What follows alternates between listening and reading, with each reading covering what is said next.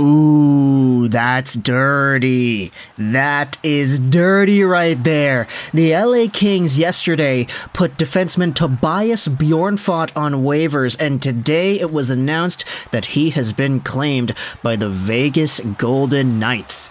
Now, Tobias Bjornfot is a really interesting name to be tossed around in this conversation, mostly because when you talk to LA Kings fans that saw him get sent down yesterday in order to make room for Brandt Clarke, who in which is not going to be playing today, but just letting you know, Bjornfot was kind of regarded in a pretty particular way.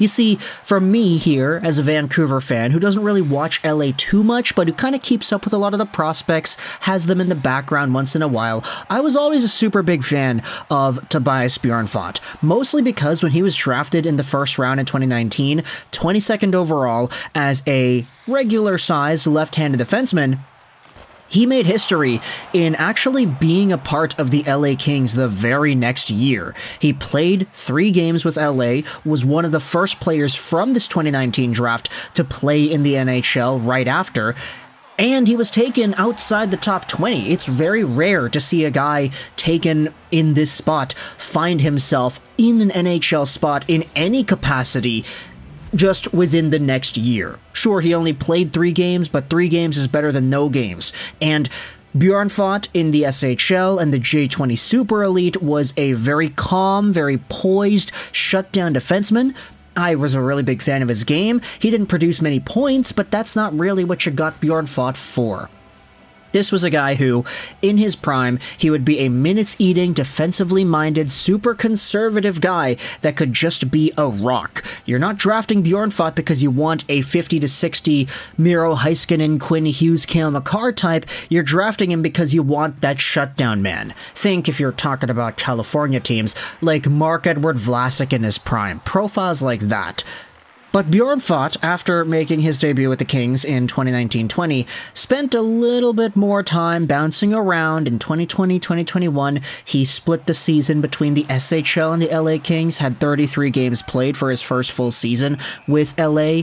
The year after, he had 70 games played with the Kings, 8 assists, so not really the most offensively productive guy, but then again, that wasn't really the expectation here. But as the years have gone on, Bjornfot has been up and down. This previous season, he had 50 games played with Ontario and only 10 games with the LA Kings. And then this season, 9 games played in Ontario, 1 game played in LA. He got sent down on waivers to make room for Brandt Clarke, and we had ourselves some articles going out there talking about why he was placed on waivers. This was Mayor's Manor going out there and analyzing the situation from yesterday. Coach Todd McClellan simply has not shown he has any confidence in Tobias Bjornfot over the past 18 months. This was most evident just last week when Bjornfot was on the NHL roster and available to play if absolutely needed, yet the team chose to recall Jacob Moverar and have him serve as a healthy scratch the night Vladislav Gavrikov was returning from a leg injury. Moverar was in a precarious situation himself, having already cleared waivers earlier this season. He can play a maximum of 10 games or be on the NHL roster for 30 days total, whichever comes first. He is now at 28 days on the roster, which would have played a part in the decision to place Bjornfot on waivers, as the next time Moverov needs to be recalled, he can't go back down without waivers, a move the Kings would not be very interested in at this point. So, when it comes to the situation in LA, Bjornfot has simply been the odd man out. He's played 117 NHL games total, recording 15 points. His lone goal came against the Anaheim Ducks. Should he go unclaimed by another team, he'll be assigned to the Reign. Now, there is a chance he goes unclaimed, not because of his talent, but because of his contract. Not only is he signed until the end of 24-25, he's also on a one-way deal, meaning that he makes NHL money even when he's in the AHL. Should Bjornfot go unclaimed, it could actually benefit him in the long run. With just 10 total games played this season, 9 during an AHL conditioning stint last month, and 1 with the Kings back in October, he hasn't seen much action. Getting into a regular rotation of games with Ontario could show LA management that he's worth taking another look at after this year. Now, when it comes to the situation, of course you don't want to see that happen to a first-round caliber guy, but at the end of the day, this is just kind of how the LA Kings view him, and when it comes to Kings fans, I mean, they seem to be sort of okay with the way things have gone too. Here's the subreddit thread on our Los Angeles Kings talking about some comments here. Bjornfot isn't going to be an NHL player. He is so conservative with his play, which is odd because occasionally with the rain, he'll stick handle and drive the net, but it's like once every 10 games. He's just too passive. A definite reach. I'm surprised this didn't get downvoted. Seems like a lot of people highly regard Bjornfot, but I'm in the same boat as you. I'm just not impressed. We gave him time to develop, but I don't want to rule him out as a bust or a first rounder. He's just not playing up to that caliber. Clark deserves a call-up and deserves a shot at the NHL, and in my opinion, it's long overdue. Well, he got sent down on waivers, and now he's claimed. The LA Kings have sent over a first-round prospect from just 4 years ago to the Vegas Golden Knights for free. They're now going to be paying him that $775,000 every year until the end of 24-25, and when it comes to what the Vegas Golden Knights are assembling, this could be a pretty solid pickup on the low key if you wanted to say that Bjornfot could still be an NHL caliber guy.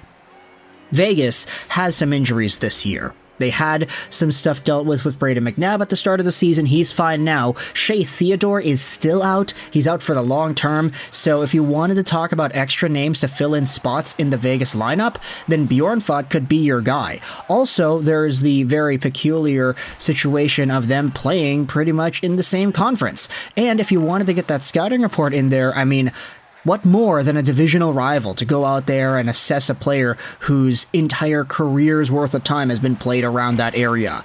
The Vegas Golden Knights are last, or one of the last teams in the waiver wire pecking order, which means that for Bjornfot, he went through so many teams, most of the league actually, before Vegas put that claim in. I'm honestly kind of intrigued as to whether or not the Vancouver Canucks would have put in a waiver claim for Bjornfot too, because they actually would be last, or one of the last teams in the standings. I mean, Vegas, if you go over to the league standings, Vegas is right here, 6th overall in the NHL. Vancouver is 3rd. I was honestly kind of intrigued as to whether or not Vancouver would have put a claim in too, but I guess we would have never known because Vegas was ahead of them.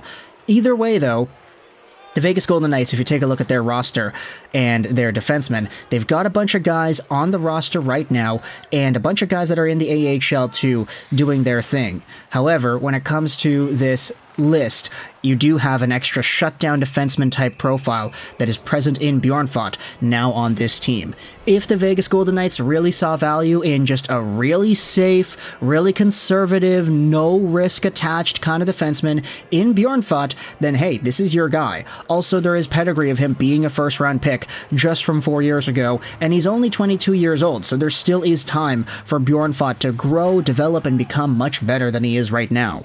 Not gonna say he's gonna be an offensive beast anytime soon. Like, I don't think any of this point production that was in the junior 20 level is gonna translate ever. Like, at best, I see Bjornfot maybe as like a 15-point defenseman in the NHL. But at the end of the day, if he's getting 10 to 15 points, he's doing his job, he's making the shutdown plays, he's playing conservatively, then that's fine. Honestly, there isn't really anything else you could ask for out of a guy making only $775,000. It's just due to the opportunity given out to other guys in LA, that's why he was sent down on waivers, and that's why they lost him for free. So let me know your thoughts in the comment section below about Tobias Bjornfot heading over to the Vegas Golden Knights. If you're an LA Kings fan, how does it feel to lose out on this guy for nothing? And if you're a Vegas fan, what are your thoughts on this pickup? Do you think you needed a player like Bjornfot in your system? Did you need another shutdown conservative defenseman in there? Let me know your thoughts in the comment section below. I hope you enjoyed this video. And bye.